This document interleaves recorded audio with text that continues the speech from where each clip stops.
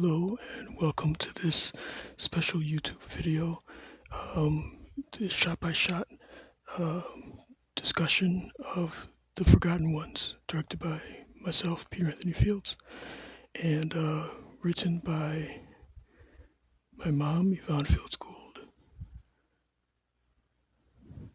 Now this opening shot here starts with Michael Renier taking a drink from his bottle, and that shot, which is coming up right now, is inspired by the shot of Tom Hanks in Saving Private Ryan when he takes a drink from his canteen at the beginning of the movie.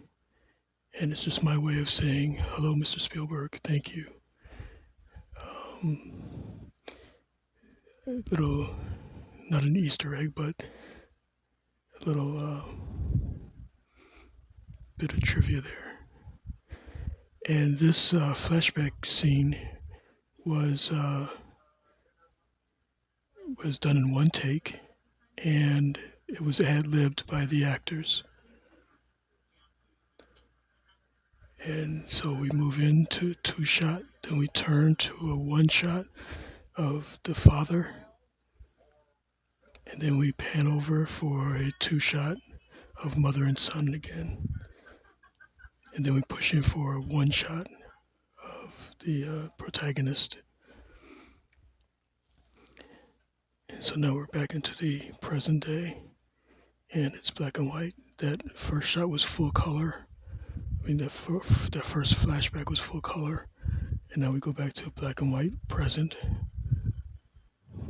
And the purpose of the staging of this, with him on the bench and the boy sitting at a table some distance away from him, is to show separation.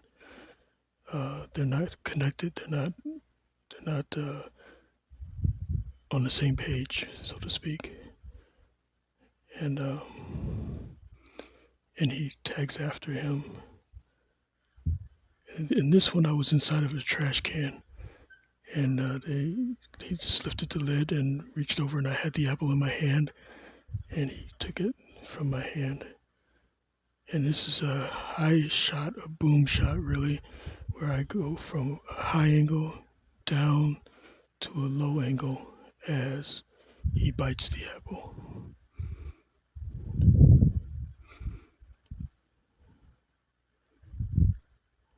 And once again, working on the theme of separation of the two protagonists. There's separation between the two of them, as you can clearly see. They're not working together. And he has to toss the shoes across over to him, which is once again showing a lack of contact. He might as well have thrown it across the ocean. And once again, separation, space between the two.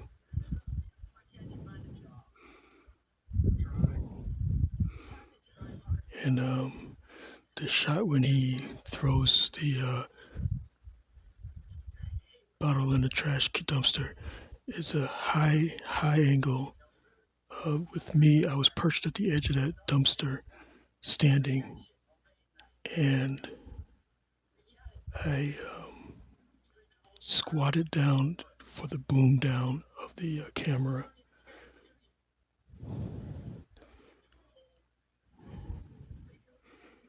And they're not making eye contact. Once again, showing separation. Okay, now here's a shot with me perched on the edge of the dumpster right there.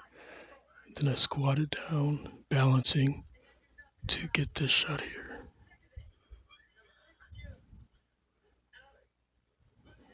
I don't know how I stayed on the edge of the dumpster. I was a lot younger then, of course. And we follow him down to the ground. And now we have Alex running to the bridge. And the bars there kind of represent sort of a prison. He's in a prison of sorts. And we waited some minutes for this train to come by. And we wanted to give him a sense of danger of uncertainty. Will he jump? Will he not jump? So the train is there to show his agony and the way of escape from the prison with the bars there.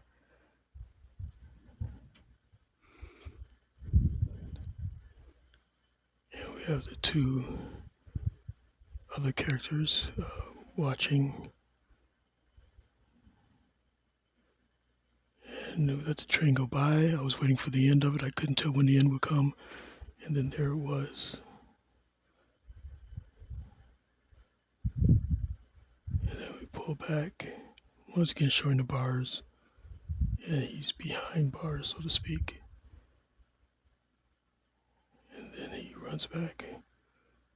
And Kelly steps back, goes into a two-shot, and they walk together away from camera. With a promise that we'll pick up their story later. And here's a point of view shot coming up right now. Point of view that was actually done a couple of days later. And then we reveal that the dad is on the ground there in between the trucks. So Alex goes down after spinning the entire first part of the movie separated. Now they're together for the first time.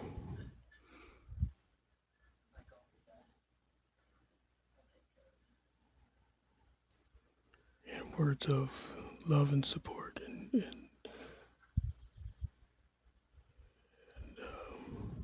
so now they're together, possibly for the last time. And here's Alex crossing the street, walking to the store.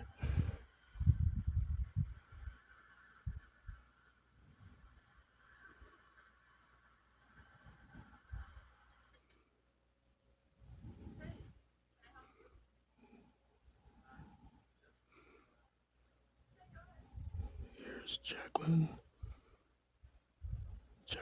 and Turin.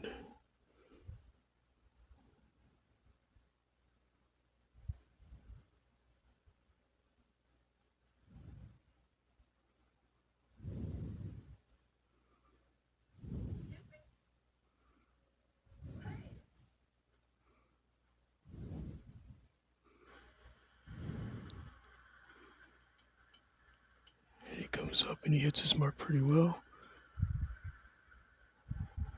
He's searching for his mark and he goes. Now this scene is, spoiler alert, the father has passed away, and this is the son's own imagination of his father being with him.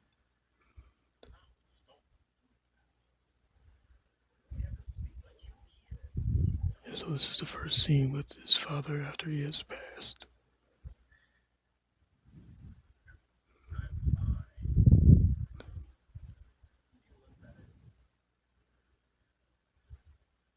There's still the residual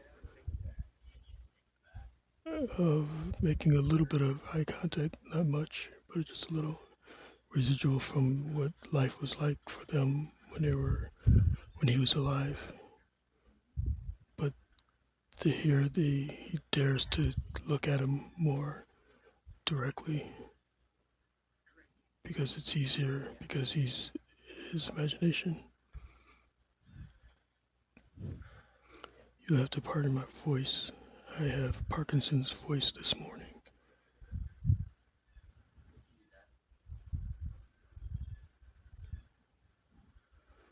And once again, we're back at the bridge with the bars.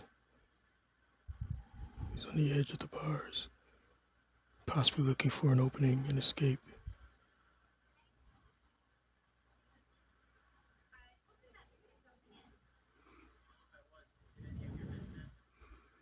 Now we have two people in prison, in jail, behind bars, amidst the wide open space that the bridge offers. Freedom, yet in prison, stuck in one area.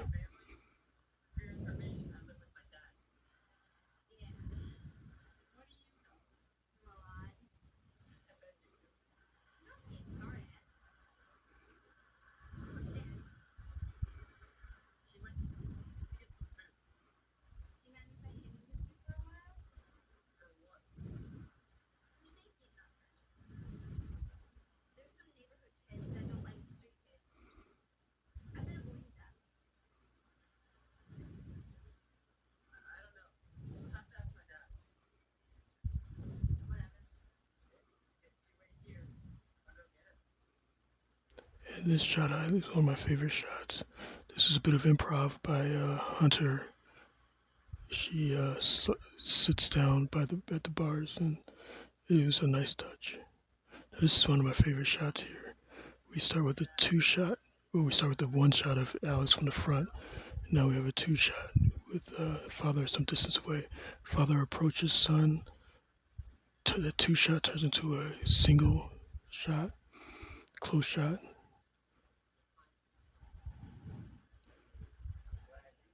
And then we have a shot of the father separate. And now we're back to a two shot with father in the foreground, Alex in the background.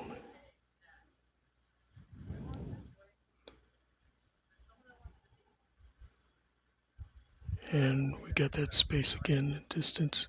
This time, space not due to anger, but due to true separation of the two of them. Now this two shot becomes a three shot with Hunter there in the background.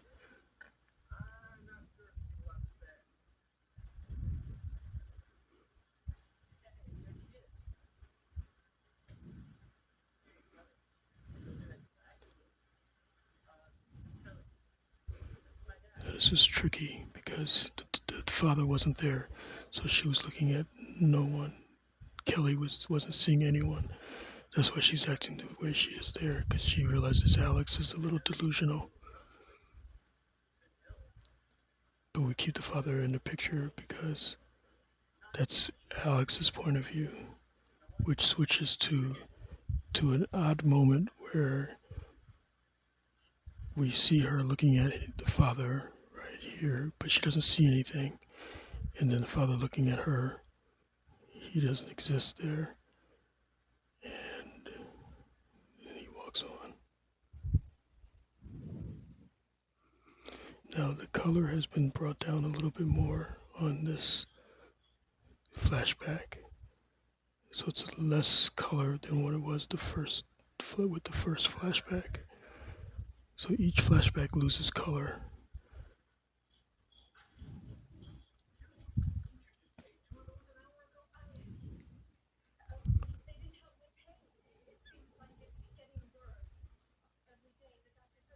Terrific job by all the actors in this film.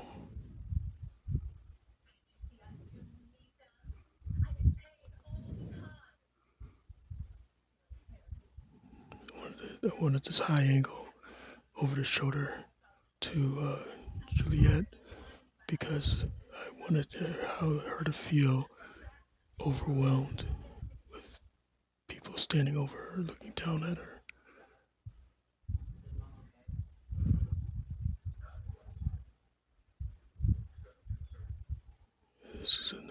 That was a nice three shot.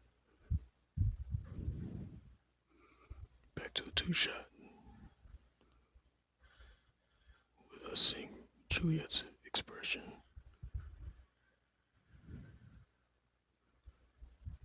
Then we fade to white to go to another moment of separation between the two characters. The space in between the two.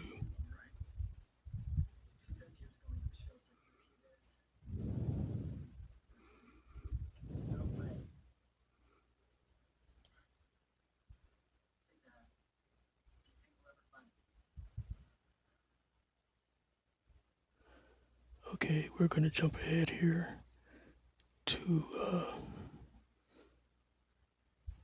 Conrad and Kelly. This is a fun scene to block and to work with the camera because Brian gave such a strong performance, and so did Hunter. It was very inspiring.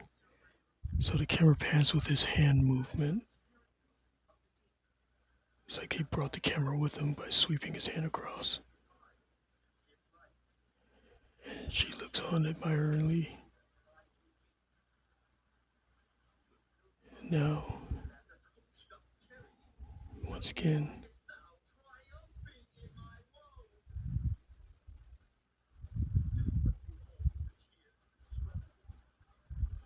I try to keep him in a three-quarter view whenever he turned towards Kelly.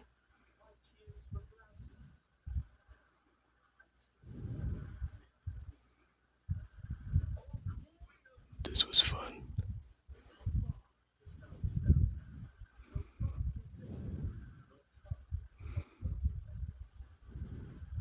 He spins her off.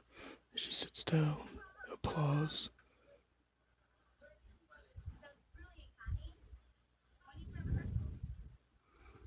So the idea behind it was to follow the movement and the energy of the actors, to let the camera be swept away by their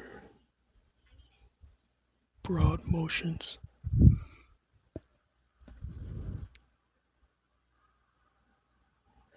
Throughout this entire scene, actually, that was the idea, for the camera to follow the actors.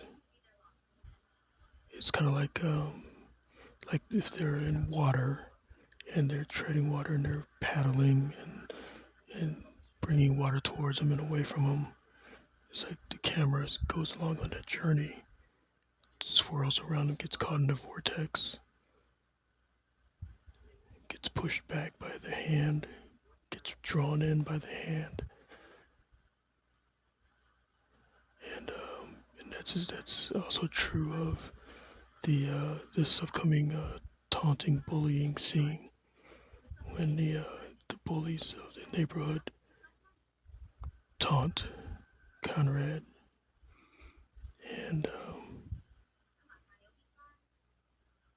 Hunter's character.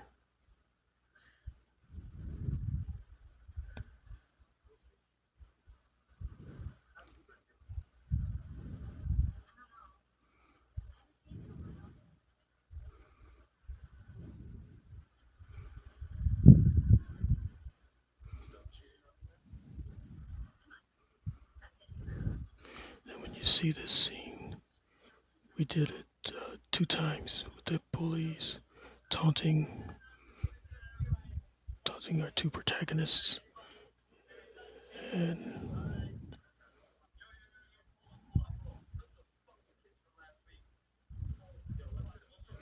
okay, so here's two takes made up this scene right here. Starts. This is one take.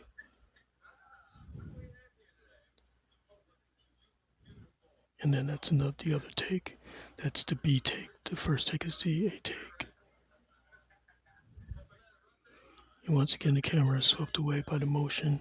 It's in the turbulence of the waters that they're disturbing here. And then it goes still for the threat.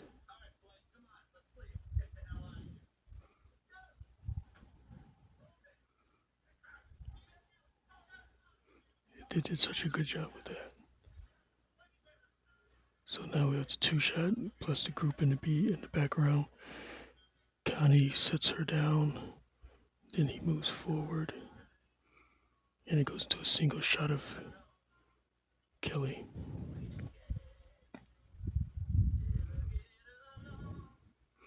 Shot of Akron, Ohio, passing by Alex. We have some distance from him now. There's my cameo. That's me. And I'm gone.